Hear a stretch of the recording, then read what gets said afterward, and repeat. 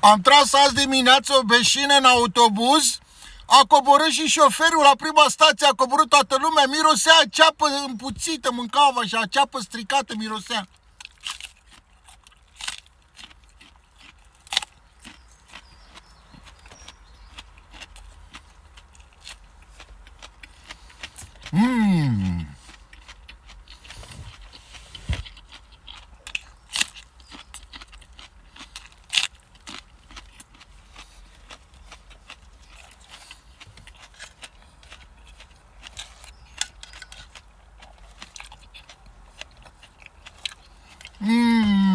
Bună rău!